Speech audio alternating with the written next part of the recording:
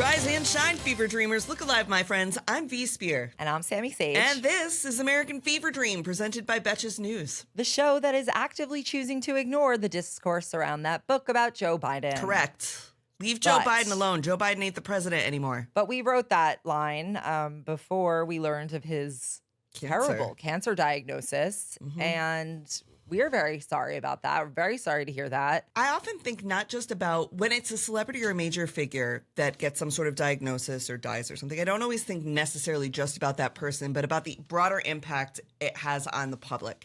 And I think a lot of us have had an experience with an uncle or a brother or a dad or somebody who was diagnosed with prostate cancer. And so hearing that Joe Biden had prostate cancer and it was aggressive, it spread to his bones, I think brought up a lot more feelings for me about men's health than it did necessarily me over focusing on Joe Biden's specific diagnosis. So I just want to recognize for the audience that, like, this is a tough one. This is like when somebody gets diagnosed with breast cancer or ovarian cancer, where we just feel like it's such an intimate thing. It's such a difficult thing. And it's such an unfortunately common thing. So that's kind of where I went with it. Yeah, I mean, prostate cancer is very common. It is also very treatable. Usually, yeah. Obviously, at this point, we've talked enough about his age, but you can't ignore the fact that that's a risk factor for this. Right. He and his family are evaluating treatments, right, but that it had been responsive to a type of hormone therapy. It's basically like I believe it's like an androgen blocker is the type of therapy, hormone therapy that he would be receiving. Yeah. But it's really sad. This family has been through a lot. It's quite interesting timing with the fact that they were going to release DOJ's former independent counsel, Robert Hur's audio recording of, you know, his questioning with the DOJ over those classified papers from, you know, a year from ends of October 8th, 2023 of all so days, which is pretty wild to think about, that he was doing that the day after October 7th. Right. I mean, this like is the that's thing. what he was dealing with. People want to remove all of the context surrounding anything with Joe Biden and, like, for whatever reason have made this the thing that's going to unite Americans, all this hate for Joe Biden and all the conspiracy and all the original sin. I think the name of that book is so insane too, like, especially given what we're dealing with now and what we've dealt with past presidents. It's a little bit much for me. Well, I saw a funny point that was like, well, technically the real original sin is that Obama chose a successor he didn't actually think could succeed him. See? Well, there we are. So, but I think also, you know, and we're once again talking about my Catholic heritage, but the Catholics are funny about medical intervention also. I don't know how Catholic Joe Biden is to say if he would not do certain treatments, but like why? Like what? Well, like my grandma had colon cancer and she believed that it was just her call home and she didn't want like major she was only 71 and she didn't want major invasive things because she said Joe Biden would be running for 2 more terms. I know. She said this is like her, but it was like her faith issue where she was like, I think that this is too much for me to consider doing, like, because the treatment for cancer can make you very sick too. And so, like, I don't know, she decided that she would just much rather, you know, spend time with us in her full capacity than like put her body and all these things through what she considered to be, as a Catholic, like other, like, playing God type intervention. So really? Yeah. With chemo? Catholics? I didn't realize that was... It could go either way. I think it depends on who you are. Now, I know that he is, but he's also, you know, respects science, so maybe he'll do it. I can't speak for his family. I'm just saying, I wonder at his age, with the stress and pressure he's under, with the advancement of this cancer, when they say they're looking at different treatments, what exactly does that mean for quality of life? You know, where are we at here? Well, what I had heard from, you know, doctors who were analyzing this on MSNBC, it is actually possible that I think there is a bit of misconceptions around cancer experiences, cancer treatment. Obviously, everything's very different. But I do think that it is possible to have a decent quality of life while treating cancer, while you may not necessarily be able to cure it entirely. Right. I do think that he could have, like, there are options on the table for him within the treatments that don't necessarily mean that he would be feeling terribly, you know, and like again, full in a these people aren't situation. his doctors. Yeah. Well, the thing is, these people aren't his doctors. Right. So they can't tell, you know, specifically, but I think they're speaking more generally about what are options for cancer treatment now.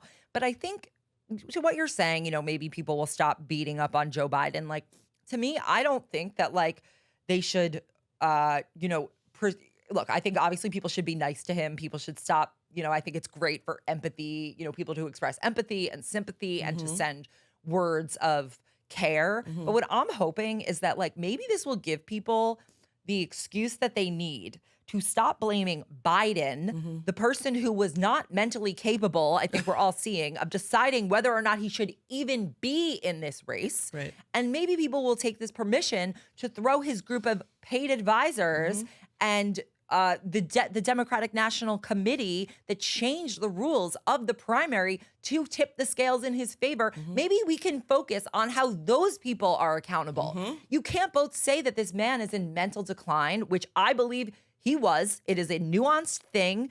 It is not something where you look the same every day or you have the same level of energy and rigor and mental capacity every day. This is how aging works. It's unique. It's nuanced. And I think that if people are going to try to say, this was Biden's fault, he should have known better, you can't also then say he was in mental decline. It was up to his wife, it was up to his advisors, and when they were unwilling to say he shouldn't run, the DNC should not have been like, okay, so we're going to change all our rules for you, even though the American electorate is telling us this man is too old, and they thought he was only going to do one term. So can we now make it about the people who it should really be about, which are these advisors, the DNC, these people who are just so out of touch with what Americans are seeing?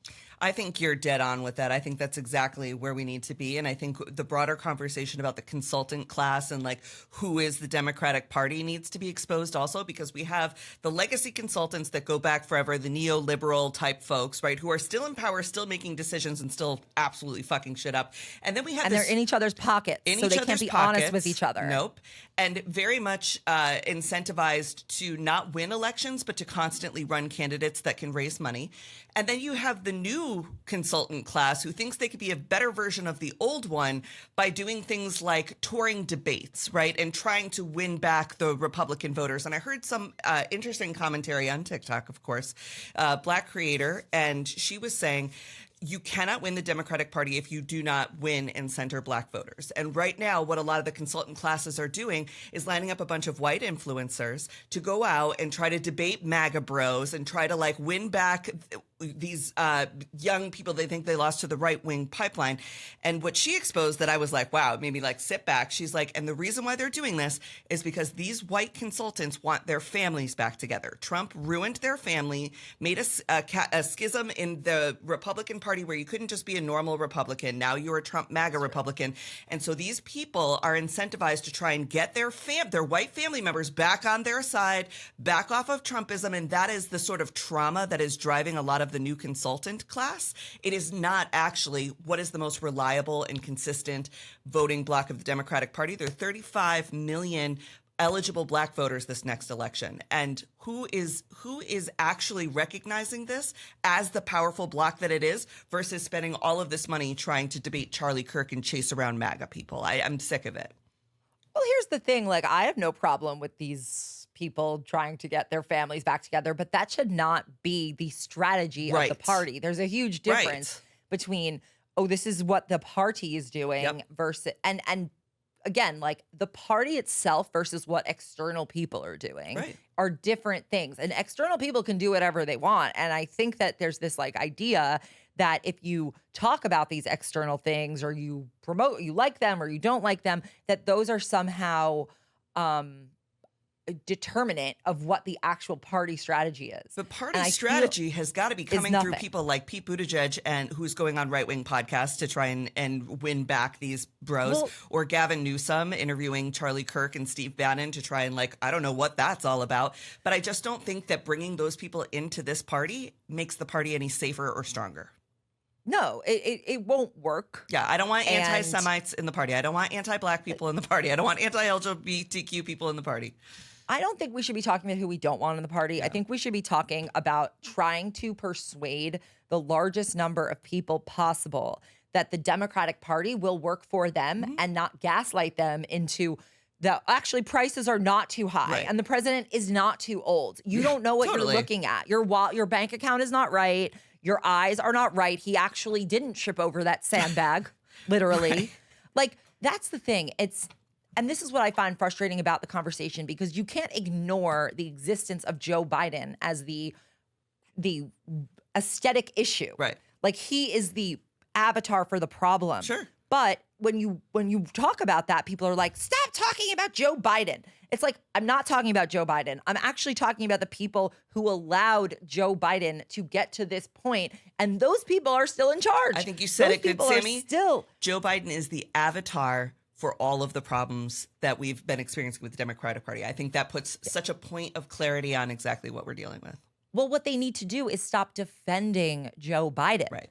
and stop making it about this. Stop defending it. Yeah. If they could just say, yes, we were wrong, and say we were deceived. Say we were deceived by this inner group of people that we want to get out of the leadership of the party. Then you have somebody to blame without every single person in the party having to say, oh, I knew it was bad. No, they were hiding him, and they were hiding him. Yeah.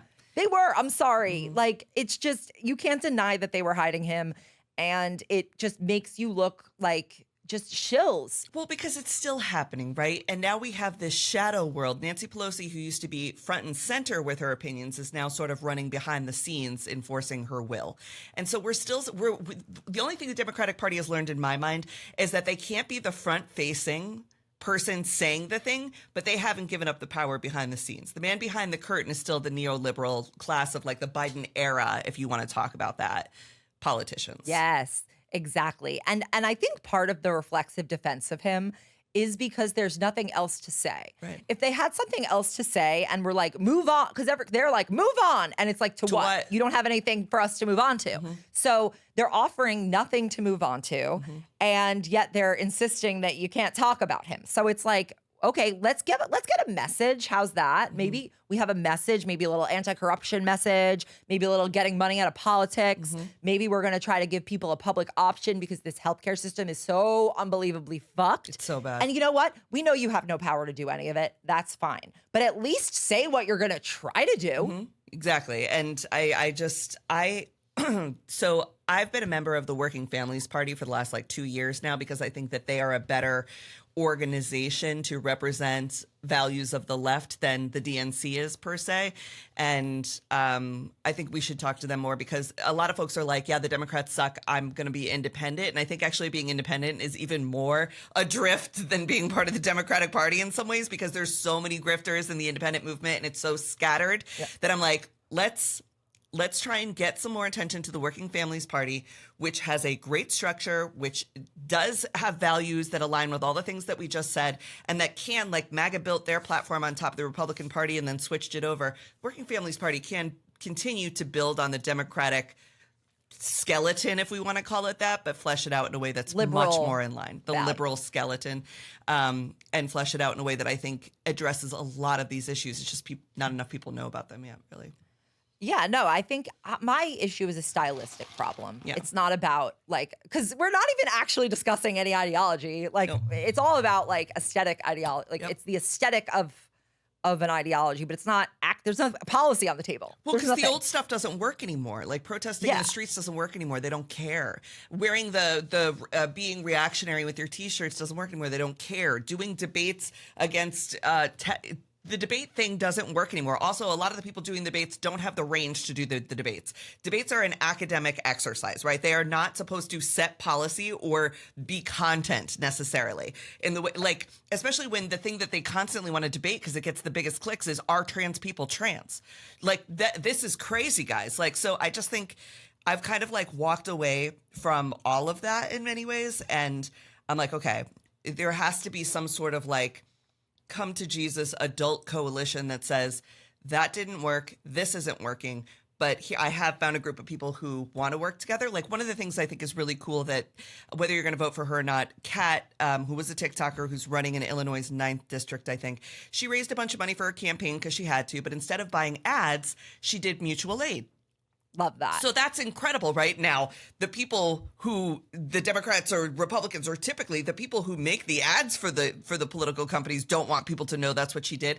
But if I was running for Congress at a small district, that is an ad. You turn that into an ad. Exactly. Idiots. It's an in real life thing that has tangible impact for her community, that creates community. It's a place where we all kind of gather together, and she's using her money in that way. And I think that is the future of using this sort of money, right? Especially as Trump continues to attack nonprofit organizations. I got furious the other day because I got an email from the Strong Museum, which we have the National Museum of Children in Play is here in Rochester. And people come from all over to go to it. They are in a $500,000 deficit right now because their funding got cut from libraries and from wherever else Trump cut from. And I'm like, I already fucking paid my taxes, okay? And I pay a lot of money in taxes. I don't have the money, and neither does anybody else, to pay taxes to fund programs and then have those taxes. I don't know what he's doing with the money, just pulling it back and it's going nowhere. We are not going to be able to subscribe to every single person's Substack. We are not going to be able to support every single nonprofit when we are still paying taxes that are supposed to be funding these projects. And then we're talking about Medicaid getting defunded. But we need to move on. We're not going to be able to fund everybody's GoFundMe for their medical thing. We need a society structure that works, right? And we can have that if we stop acting stupid. I don't know. We can one day have it. But speaking of Jesus, let's come to Jesus. I think we've had that. Yes. We've had a realization about the Pope. Yeah, he was cool for exactly one day. The Chicago memes were great. The Pope, all of that. And then he came out and he said that marriage is between one man and one woman, which I think, you know what, that's fine. Religions get to decide what their spiritual contracts are like. But federally, my marriage is legal, okay? Like the separation of church and state should be a thing. But people will use Leo's comments to try and say that your federal civil protections should be in line with some sort of religious idea. Well, he's not an American lawmaker. Right. He's the Pope. Yo, J.D. Vance is all up his ass, though. I mean, he's not that into J.D. Vance. He's like, get away. He met him. Did you see when he met him and he did this? Yeah. He was like, afterwards he did the like. I mean, that's what I do anytime I read my Twitter feed. He did a very obvious Chicago shudder at him, and I was like, I love that for him. I find it so strange that people thought that the Pope would think anything different about marriage. We wanted a woke that's Pope. A requirement. He was never, look, you're never getting a Pope like that. No. Like, that's just not what that religion is selling. If you want a more if you want to be able to have gay marriages, there's other sects of Christianity that will do it. It's just the Vatican is not going to do it. And like, I think that we need to like understand that we could have gotten an evil Pope. Yeah. And instead we just got like the guy who is fulfilling the basic requirements of Pope, which is that like, I know this is not I think this is like, look, you could have gotten a Pope that loves J.D. Vance. Sure. A fan. They were trying to get that. They were trying to get one. Yeah, like we did better. Look, like I wonder how Opus Dei has responded. How can we get into that cult and find out what they think of the Pope? That's what I actually need to know. I read that Leo had a meeting with Opus Dei. I don't know exactly what happened, but I did read that he met with them. Okay.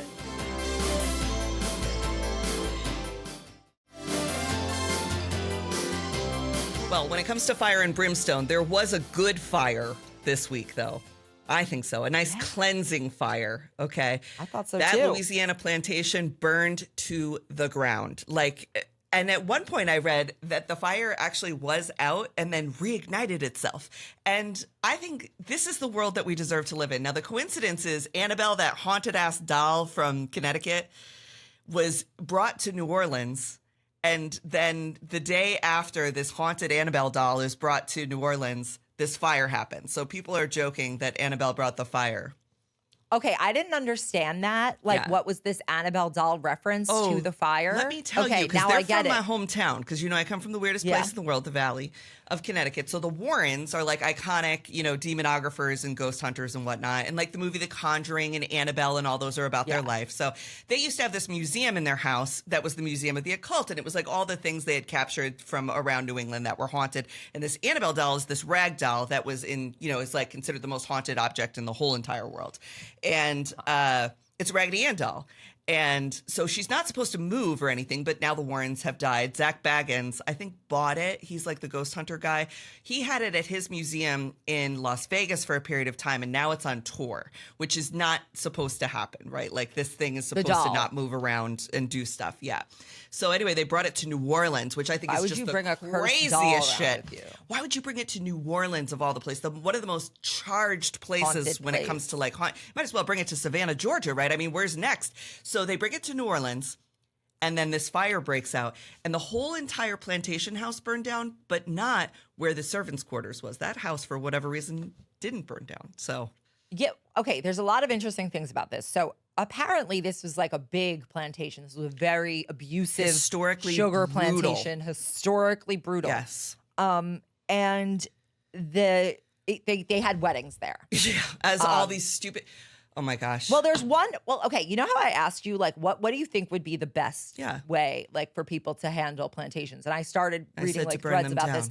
And some people said, a few people cited the Whitney plantation and said that that's like a good model for the way that you could like turn a plantation into a piece of history. Well, they basically they don't have weddings there. No. They turned it into a historical site, a museum where they focus on the people who worked there, who were enslaved there, and not on glorifying the big house, the aesthetic of the antebellum and all of that. So I thought that was an interesting thing because it is, if you do want to preserve the building, like there is a way to do that. If you really care about preserving the history, it's doable.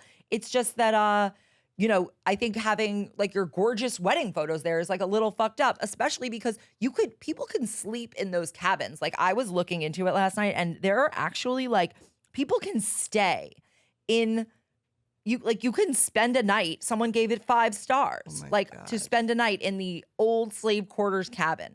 Like that's fucking nuts. Didn't Justin Timberlake get Bieber. Blake Lively and Ryan Reynolds. But also got married on a plantation. And if you look on the website, you can also see the slaves' quarters there.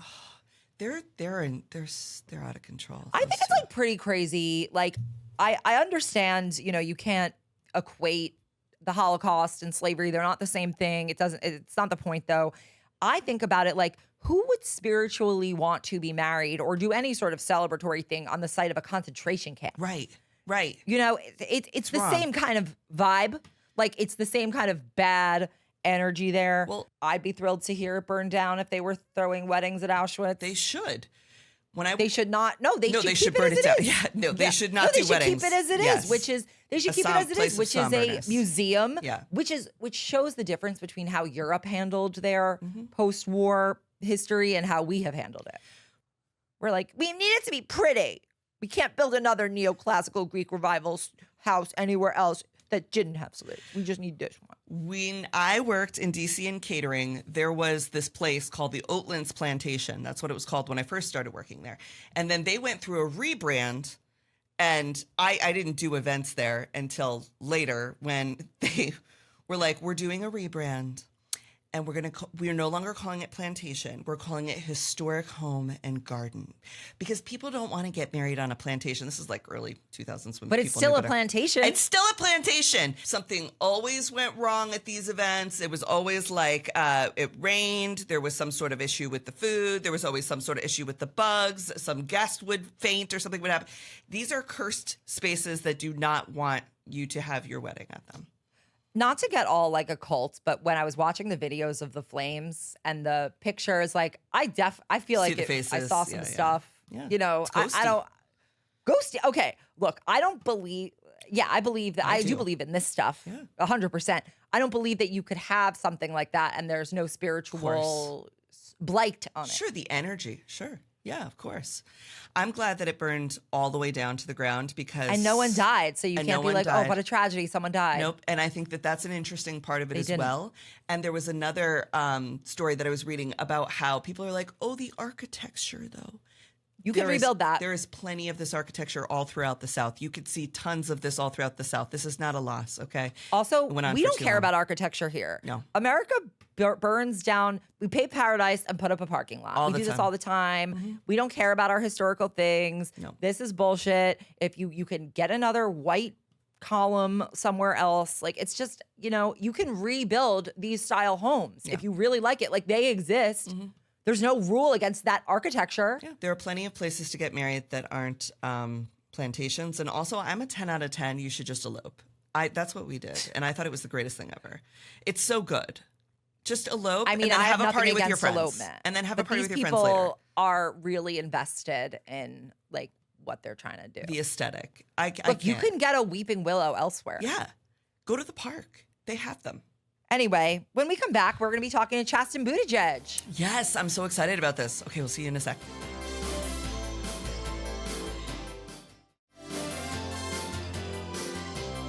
Welcome back, friends. We are here with author, political spouse, gay icon, Chasten Buttigieg. Welcome, friend. We're excited you're here. Thanks for having me. We are thrilled to be one of your first stops on your book tour. Yeah. This book is lovely. I read it last night. Thank you. Beautiful. So I just have a question. Well, first let me say I love the animation. Yeah. There was one thing I noticed. Peter's beard started growing. We He need had a to little know. 5 o'clock shadow. We need to know. What do you think of the beard? I love the beard. You love the beard. Yeah. We do too. If there's I think one the beard's question working. I get every day, it's about the beard. Really? Yeah. What made Okay. him go You don't get the beard? question, is your husband going to run for president more? I get that a lot in the grocery store too, but What's the answer? the beard is incredible. Yeah? Yeah. I'm How going to about pivot the right around the presidential other run? question. How about the presidential run? I am very much See? enjoying having him home. I You're know. enjoying having him home. Yeah. Okay. That's I mean, important. I like watching him slay dragons out there right now, but it's nice being a family for one, like You liked just having him Papa home coming and being home? together. Did he Yes. say to you, Thank you. honey, I'm Yes. going to grow a beard? Or was it sort of like it started as like a weekend, no shave thing, and then was like, ooh, this kind of looks good? I Like, think he grows a beard very quickly. So I think early on in our relationship, we went on vacation once he grew a beard. When our kids were born, he grew a beard. No time to shave. yeah. No, I like it. So I like the beard. I think it's working. If you also Thanks. look up the comments on all his appearances, they are positive. I think it's great. I had a agree. mustache dad, and I think mustache dads are great dads, but every summer vacation, he would shave that mustache and then like jump in the pool with us, and we'd be like, who is this man Who's without this this man? mustache? And I Somebody could just, told I me hope. that you have to incorporate your children into the shaving of the Yes. beard so that it doesn't creep them Please out. Like if do. you shave it and then enter the room, they're like, who's this person? Yes. Oh, I guess so that makes sense when they're really young. Yeah. I hope that that Pete gets the thrill that my dad got of shaving his mustache and then watching his children be like, "Oh my God, Daddy, what happened to your face? Who are you? Who are you?" Okay, so we know, Pete's going around the country. He recently visited Iowa. I'm mostly curious, like, taking the run not aside. How are the two of you planning these things? Like, how are you talking about these things? Yeah. How do you explain that to your kids? Are you going to write them a book explaining it? Daddy's running for president. I've reflected a lot on when we say that we're going to work, usually that means we're traveling. Okay. So the other day I was talking to Penelope, reminding her that I was going to go on book tour and I would be gone for a week. And I said, just remember that tomorrow I'm going to get on an airplane. I'm going to go to work. And she said, but you always come back. Oh, my heart. And I was like, that's right. I do always come Yes. back. But the fact that it's kind of normalized for them already because we do travel a lot. And Pete traveled a lot, obviously, in the first 3 years of their life. So there's part of me that, feels bad that they've already grown accustomed to us traveling so much and being gone so much. And obviously, once they become aware of the fact that you're gone, then it really weighs on you. Then book tour comes like my book tour when I talked to you 2 years ago Yeah. was kind of like a break. The kids were, almost 2. They didn't recognize that you were gone. And that was like, I need a break because I'm not Yeah, yeah, sleeping. This is like, they know I'm gone. They're asking about me. They call every day. And then you're like, I really want to get back home. So having, Papa's coming. yeah. home. So having Pete home, I really do mean it. Like we haven't had time like that in the kids' lives, where we're both home most of the time. The political part of your question, like how do you decide what you will do? What do you say yes to? What do you say no to? Is much more difficult with the kids in the picture, right? Because it's much easier to say no to things now because you have a really good excuse. I had to miss, one of their school concerts, and I felt really bad about that. I want to be present for a lot of these things. And then I think it's deciding as a political person, like, where do you take your voice? Where do you spend your energy? And how can we spend time with people in an effort to spread a message that they might not have heard before, or someone who maybe hadn't been taken seriously before? And I think Pete is, trying to figure that out. Like, where am I best used as a communicator and a messenger and a listener? Not so much as me, because I'm enjoying being at home more. Obviously, book tour is different. But I do think it's time for us to think about how we have those conversations in politics, and like how we just maybe get offline more and start to think about the conversations in our personal lives and the people that maybe we hadn't reached out to before. I have a question directly related to that. I know that in your earlier years, you did a lot of work in children's theater, and I'm wondering how that education and experience has prepared you for the theater of your life now and for being a dad. I reflect on that all the time, that it feels like so much of Washington is theater. It is. Oh, yeah.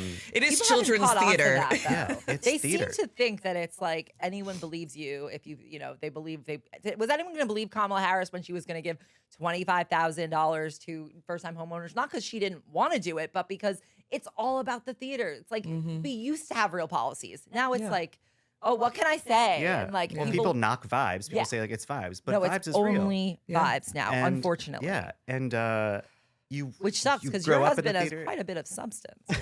Thank you. Yeah. I like him too. Yeah.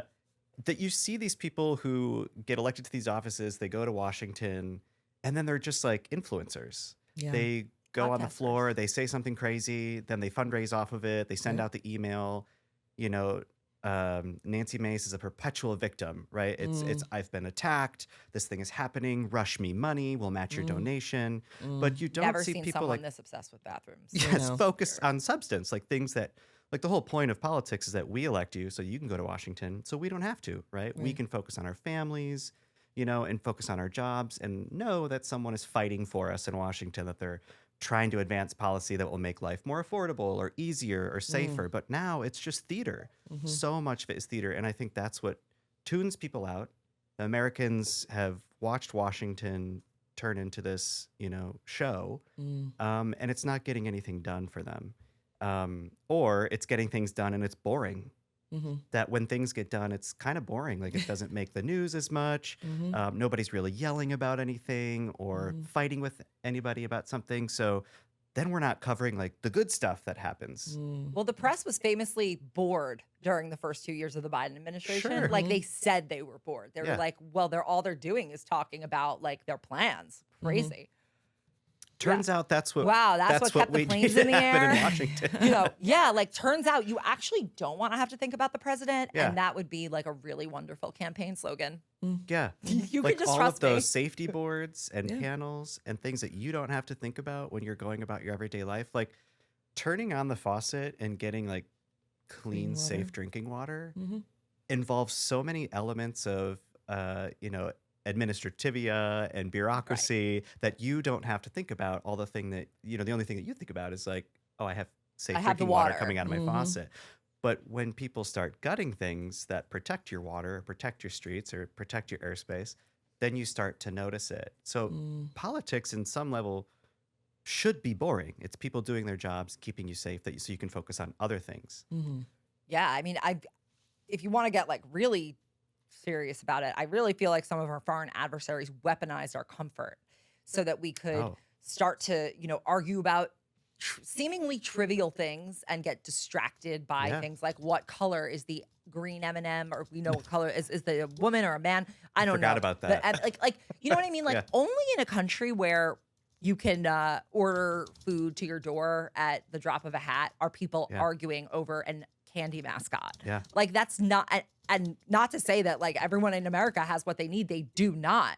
But when I think like the sort of, upper class, like the political class separates for the most part from the average average voter, that's like what you get. You get like a lot of this dumb, stupid conversation and not a lot of like practical conversation about how you fix things. easier to have those types of conversations or arguments or fake arguments for the sake of theater, television, clicks, and news. Well, they than need it that is to- too because they right. need to keep themselves Yeah. solvent. Yeah. We've gotten off to a great start this Monday morning, haven't we? Or is it? It's know. Tuesday. I still yes, want to This go is- it is back. Yeah, let's go Tuesday. back. I still want to go back and know if you're playing like Zip Zop Zoom with the children. Like how has your theater background played into your daily life as a dad? Well, one of my favorite things about teaching, like right out of college, when I was teaching at First Stage in Milwaukee, I was teaching at a children's theater. I would teach like 3rd and 4th grade classes. But one of my favorite things to do in those classes was basically creative drama, we called it. You would give the kids a prompt, and then they would tell you what happens next, and then you'd act it out, right? And then you'd pause, and you'd say, like, what do you think the characters are going to do now? And then someone gives you an idea and you say, that's awesome, let's do it. And then you act that scene out. I can already do that with, my almost 4-year-olds. And they really helped with the book too, Yeah. because you could bounce ideas off of them. But at nighttime, we read books and then we tell stories. So they always want you to tell them a story. So we do that same process. So say, once upon a time, there was, and they're immediately throwing things at me. Like a duck, a dinosaur, like 2 ducks. And like, how okay, there were 2 fun. ducks and a dinosaur. And their names were, and they'll throw out the names. And we do that for like 10 minutes. They're going to be very creative. And it makes no sense. Good. I love it. I love that That's a creativity. great idea. This is what my grandmother Yeah. did with me. Yeah. And I turned out very And now you're a creative. professional yapper. Now look at you. So no, really, I think it's really, really important to just like encourage any form of creativity. Yes, inspire it. And I I don't have love children, so no like, one's getting that. But acknowledging as a parent that Yeah. like your house is never going to be clean. Oh. Like just letting go of that, because in a way, the crayon on the walls, like the first time one of them drew with crayon on the walls, we framed it. did you do that? I saw that Yeah. online. Someone did It that. was so special. So and smart. Then, like, all looks your cool. shipping boxes, and they just build forts, and it's always messy. We can be a little bit better about encouraging like the, teamwork with cleanup time. But there's perfect. an element of that where it's like allowing them to just create and think and be is so special. And then if you can get offline, like I will never pretend that I'm perfect at this, but like if you can just get off your phone or like, get off the internet and just like get down on their level, the things that come out of their mouths is so funny and they're so creative. And then you're also like a superhero to them. Like if they Yeah. can't get the twigs to, connect or stand up on the little fort they're building, or, get the rocks in the right formation that they want, and you can solve that for them, the way they look up to you, and you're like, yeah, I can solve this problem. Like I can't solve all the problems that are like waiting for me on my phone, but like to my kids, I'm a superhero. You're making parenting more appealing than anyone ever has. I'm really excited, but yeah. It's very I'm going to hard, call my but- wife right after this. Yeah. We're getting some Yeah. kids this year. This is what's Yeah. happening. Was the book based on When Papa's Coming Home? So it's actually the idea came to me when I was on an airplane. I had been trying to figure out what kind of children's book I wanted to write. It started from a frustration that we don't have a lot of books like this. I was asking around for a children's book that was just a day in the life story. I did not want it to be like About values having- led or like about Yeah. difference, which there's absolutely room for those books, and we need those books. But we're also just deserving of like silly, funny day in the life stories of families that look like ours. And I've been trying to figure out what the story was, and I was on an airplane coming home, and I've had multiple people ask me, well, why isn't it Dad's coming home? And I was like, oh, I guess it wasn't like it has Because to he's be the about transportation Pete. secretary. I think It's because that I makes think- more sense. Yes, but like I I just feel like assumed my that was what it was character does about. the really fun things. Like they're Yeah. baking and they're gardening and they're playing, and Well, I that's assumed it was like the you want him to have the association with planes. He did a Oh. good job with the planes. Thanks. He's now, you're brand building around the transportation. That's Well, what I assumed. if I wasn't can a goal, add, but I think also using the word papa instead of dad gives us more language, right? Because in the Yeah. queer community, we do use a lot of different words for mom or dad. And I think saying dad's coming home is like, yeah, that's great. But papa's coming home kind of gives you a little bit of a difference of Yeah. like what words other families might be using more often. So I, like really that. appreciate that. And I just Yeah. I met a straight couple at the bookstore yesterday when I was signing some books, and that kid's dad, they called him Papa. Yeah. They're like, this is so cool because, their dad, Yeah. we call him Papa, which is funny that they said their dad, we call him Papa. See? But it was neat that it's like, yes, this is a book for everybody. Yep.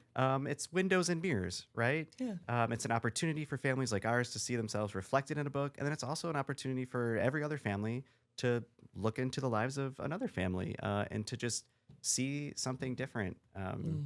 Which I think we all need. We need like thousands more books like this. I think what you're saying makes a lot of sense. I'd read, I don't know, must have been like 6 months ago, a year ago. I had read someone writing about how back in like the the early 2000s and like the earlier 2010s, when people were like bringing queer couples into like pop culture more. Yeah. And how it used to be that it was like you would just sort of like have gay characters and they would sort of be like thrown into just the existing plot. Yeah. And this person was sort of arguing that like those earlier shows like Will and Grace that just sort of like were natural, like I guess Windows would be a better model. Right. More windows as opposed to like the mirror philosophy, which it then became in like the late 2010s, which was like it's all very like assertive of the diversity. It's like we're telling, like we are making a diverse story and we are telling you this is a diverse story. Yeah. And that person was making an argument in whatever they were writing, I don't remember what it was, that it's more effective when you just sort of like blend in. And it's like as if it's like there's no difference between this book and that book. It gives people like less to grab onto and to react to. Well, I think sometimes there's I just room want a for- book that Yeah, rests. obviously everything. room for both. Yeah. And I think just for me, I have always thought that like the best way I can be a representative of my community is just to like live my life, live with my values. Because sometimes people tune you out when you go out there and constantly say like, you must see me through this lens. And I want to be a dad. I want to be a good son. I want to be a good husband. I want to give back to my community, but I don't always do that, I guess, with like that part of my identity forward. But I think that gives people an opportunity to see like, oh, their family's just like our family, or oh, they're going through some of the same things as parents that we're going through as parents, or they're just concerned about our country the way we're concerned about our country. And it's not like I walk through the world saying like I'm a gay dad. Right. I'm a dad, and I'm worried about so many things that you are, and I'm just trying to do a good job the way you're trying to do a good job at everything you do.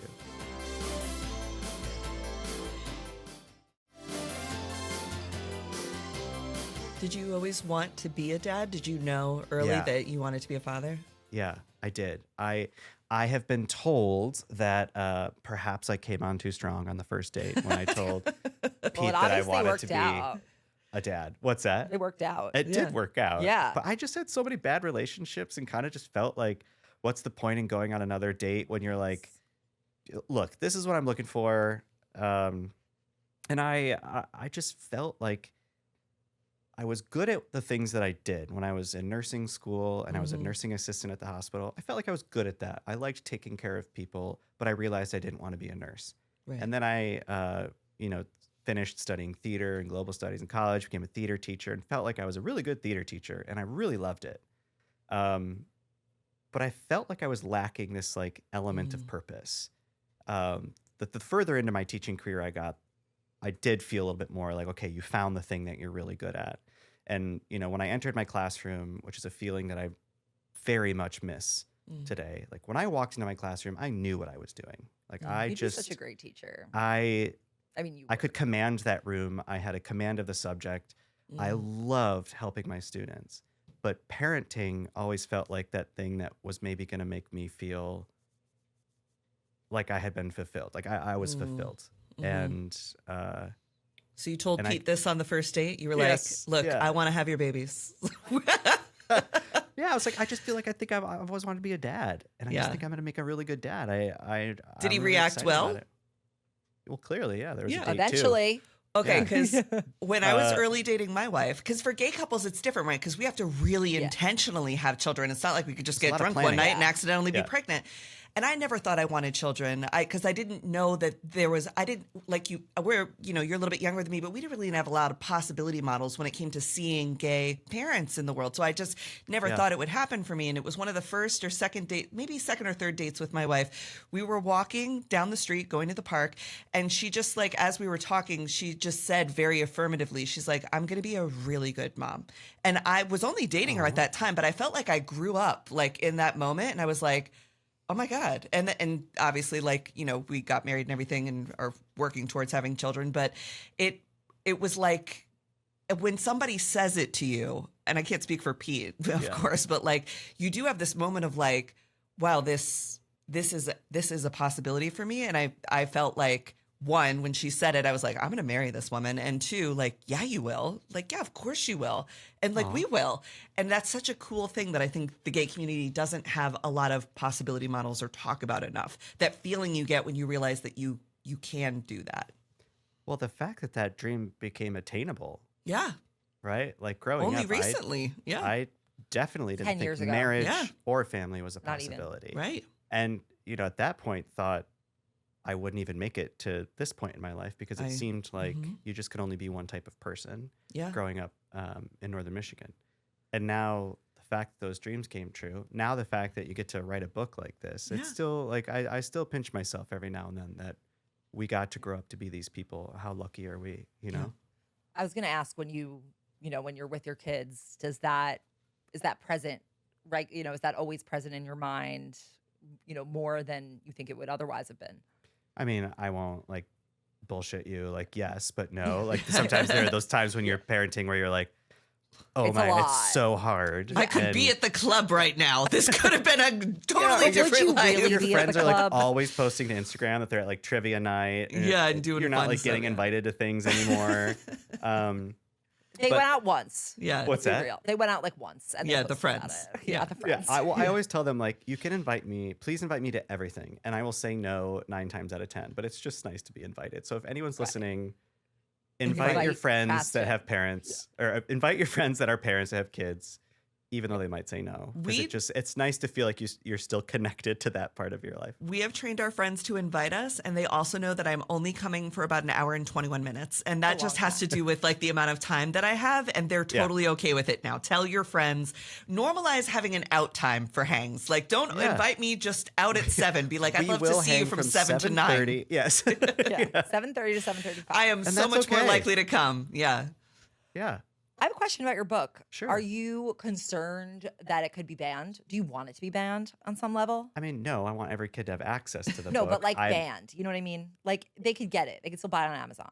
When I say banned, I mean like it's on the list. Like my book is banned. Oh, Is yeah. it? I mean, there's nothing. If any conservatives are listening, Who cares? you're not doing anybody any favors. That there's Yeah. nothing better Yeah. than having your book banned. That's what for I'm saying. book Like sales. yeah. Kids should have access to books like this. Yes. And Right. the thing that I want, those types of people to explain to me is like why this book is political to them. Right. I would love for someone to try to be like this book, like it's just so innocuous that it's like I would almost love to see them try to explain why. Right. Wait, why is your book banned? It was our Horoscopes are second discussed. dating book. No, it's I had a nice time in other lives because I guess sex. Yeah. Oh. wow. I don't even know. I saw it on a list once. I'm like, I didn't even know. No one tells you. There's no like notification you get. It's wild. And It's just like they decide that that's not. No. Yeah. yeah, I really hope that, and this is not like my political way of saying, like I really do hope that this book can be a window and a mirror for lots of families. That one of the best pieces of early feedback I got is I sent the book to a friend and they sent a picture back of their niece and nephew reading it. And they said at the end of the book, they asked them what they liked about it. These are straight couples. And she said their kids said, I like how much they love each other. Oh, Yeah. Which is That's what high you praise. want. It's Yeah. just the whole point of this book is unconditional love. It's so cute. It's The well animation drawn. is adorable. This Thank is my favorite page because I'm a dog mom and there's this dog eating the sprinkles while they're making the cake. It's really cute. Yeah, that was my answer the other day. It's like, is this book political? And I said, maybe I did make some mistakes with the content, I don't know if it's safe for a dog to be eating frosting off the counter. Maybe I should have consulted a veterinarian. Oh, before. PETA's gonna get you. The animation is so good. Like I was observing. Dan did a it. beautiful Like, job. Yeah. Papa in Michigan. Yeah. Like spelled like a kid would spell it. It's Yeah. really adorable. It really is. There's some cool Easter eggs in the animation. Yeah, It's that's why I really was like, fun. what are the like fun things that adults would appreciate? Yeah. And it's Because I'm gonna very have to read cute. it 100 times to my niece. Yes. Yeah. No, you will. So enjoy it. Yep. Bunch of questions in terms of, you famously do not talk about politics in the home. Yeah. So how do you like prevent that when it's just on your feed? And then when you have to have these real conversations about, your careers and what you're going to do you like go to a mutual third place? Like, where do you do? If you have it in the It's home obviously or much harder these days because right. you watch the news or you're online and you're like, It's what? there. And it is designed to make you want to stay there. Addicted. It's addictive. Yeah. That it's like watching the burning bus rolling down the hill. Like as you're scrolling, there's another outrage, another outrage, another outrage. But the thing is, like the outrage will be there whenever you access it. So do you need to access it 50 times a day? Or do you need to choose a time where you like put on the oxygen mask and you're like, okay, I'm going in. I'm going to read the news. I'm going to go through my timeline. Because I've had to delete those apps off my phone because I felt that it was like doing something to me throughout my entire day. It is. So I just got That's rid of thoughtful. it. I still have Instagram, but like Twitter especially, it's like if you tap the icon, it will punch you in the face. Are you going to tap it? Right. And like 50 times a day, you're like tapping the button, it's punching you in the face. And the most important thing about those apps is recognizing that sometimes, most of the time, people are not in conversation with one another. Right. So like when on Twitter, have you ever seen someone say like, I totally see it your way now. Thank you so much for explaining that to me. You might Right? see it on Reddit, maybe. I don't even go I'm to not on Reddit. Reddit. It's too dangerous. Okay, I don't go to on Twitter. Reddit. Oh, You but to might answer your see that question, on sorry. Threads. Like Yeah. sometimes it's like we start talking about something and it's like, you know what? This doesn't need to be at the dinner table. Or like, you know what?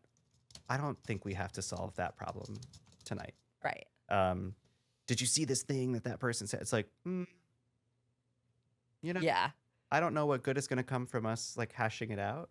I don't have to go on the news and explain it. You're not going on the news today to explain it. It's bad. And now we can move on because there's just not much that you can do. And that's it. But for him, obviously he puts out statements and he goes on the news a lot more than I do, but it's just, it's consuming so much of your precious time. And then like the two most important things in your life are like playing down there on the floor and asking you to come, build trains with them or color with them. Like, why are you on Twitter? Like, why are you debating, What's the point? this thing that happened in Washington today when you could be, With the kids. with the kid? Do they know that you're like public figures? Do they know what that means? No, I don't They think so. Like, everyone's this way. in I guess they're too Washington, when we young. had a security detail, like, with much more of a presence, Yeah. like they would call the agents funny man Oh, because there were just like That's always a really bunch of cute. people, Yeah. That's so following us in the cute. minivan or like at the restaurant with us or like at the playground with us. But I don't think they recognized like why they were there. right. And you Right. don't want to say like, oh, all of these people are around because people want to kill us, like you don't I explain was that. thinking to them, you like, just- because we're famous. Special. We're very important. Oh, yeah. My I'm niece is personally 3. keeping the planes in the sky. With my bare hands. Like Yeah. actually. My niece is 3. She has no concept of public figure either. So when I'm on MSNBC or something, she'll be like, "Oh, Auntie's talking to her friends on the TV." Like that's the cool. level of what they understand. She's like, "Okay, you go talk to your friends." I'm like, "Okay." I love don't how care. they like my kids always ask to see our friends, like if we're FaceTiming. Yeah. Like I'd be walking down the street and they're like, "Can I see your friends?" Like, Yep. sure. Here's all these people, Yep. right? And then they like, Yeah. and then it's better. But if you don't pan the camera, Yeah. they'll keep asking. Oh, she must sound Interesting. crazy in preschool. I'm sure when she's like, "My auntie was on the TV talking to her friends," they're going to be like, "This child is delusional. Like they don't know who I am." Very easy to It's an find out. imaginary auntie. Yeah. Yeah. So it's very easy to find out. Yep. Have you made any progress on convincing Peter to start that podcast we talked about? Yeah. I think I don't want to speak for him. I think maybe he's decided that maybe there are too many podcasts and that he's Correct. better like he's a better communicator when he goes on other people's platforms. Like instead of Yes. inviting people into his house, like he should go into other people's houses or like other people's platforms. I think He's a that's good. great the message. guest. He's a good get. He should Smart. definitely not hoard his guestdom by having his own podcast and spread that wealth around. I think he enjoys like engaging in those types of and like very different conversations. Yeah. Yeah. So like deciding what your niche is and then launching the platform. I think he just enjoys the challenge of like going into a new environment, sitting down and answering those questions rather than like having a platform just to have it. Does he prefer to go on with people who he agrees with or who he thinks he'll disagree with? I think he likes the challenge. I think it's good and he should Yeah. keep doing that because it's very boring to listen to them. I all agree. I with each agree. other. Yeah. Yeah. Yeah, I'm very proud of him and what he's been doing. And I think that's what we need as a country right now. We just need like sitting down, Honest having brokers. have a conversation, you know, and then don't cede any ground on your values. Like go in there, Right. lead with your values. This is what I believe. This is why I believe it. I'm very proud of him that he can do that. And that Well, he you're both wants to so do good that. at that. You're both great at that. You both come in very calm, very educated, very here to, you know, just be a part of the thanks. conversation and lead the community. And I think that that's really just a testament to, obviously, you must have a strong foundational home life. And that's something Oh. that people like to just see even, you know, just people who love each other, like you said. I think when you lead with vulnerability and authenticity, people can connect with you. And like, if you don't like me because of what I've said, that's okay. At least you don't like me. But I don't want to pretend to be somebody else. Like, I Right. can't sit down to every interview and be like, okay, remember, like, these are your talking points, or Right. this is who the public thinks you are. So try to be that person. And I think we just need to like come down to earth a little bit and have these conversations with one another. And storytelling and authenticity is where you get people. Right. I'm not saying that like that's what I do, but like everyone It's should true. try that. Yeah. People will connect with you when you lead with that vulnerability. Mhm. When you're talking about something that's really difficult in politics, share your own story, how that affects your life, rather than telling a coworker or your uncle, like, you're wrong because of this. Like, well, hey, that affected my friends, or this is how it affects my family. We've been through something very similar or specific. Share that with them, because then they see you more as a human being, rather than just like, you know, a pundit telling them what's right and what's wrong. What is this is a hard-hitting question, okay? This is going to be very politically charged. What is your favorite musical, and do you still knew it. spend time in the theater? Have you seen Oh Mary? I would love nothing more than to see Oh Mary. I Same. know. Oh, We we have to should go go. together. One of the last shows I saw, I've seen Death Becomes Her. Oh, so good. Incredible. Was it? I love the movie. Oh, it's so good. Good. It might be a Saw musical Titanic. Sammy likes even, I yeah. don't like musicals. You'd like this one. Okay, fine. So great. I seek out opportunities to be in the arts, because it's, you know, 2 hours Yeah. and it just does something to my soul. It Yeah. makes me feel more alive. It makes me feel more connected to my humanity and the people around me. I appreciate the laughs. I love the creativity. It's great to see people in their element and just be reminded that they're like really good, funny, creative people. Who are this talented world. and work at their craft and believe in creativity. Yeah. I agree. It's a really nice 2-hour window. What's your Yeah. what's your go-to car karaoke song though? Like if you have Ooh. to sing it out, if you're, you know, what would you sing? My kids are well-rounded. So we, right now they're hooked on Beauty and the Beast. They Oh, don't like the good. movie, but they Oh. do like the music. Okay. Okay. And, right, we'll take you it. know, toddler language, it's like, I want, the other day, Gus was like, I want, bonjour.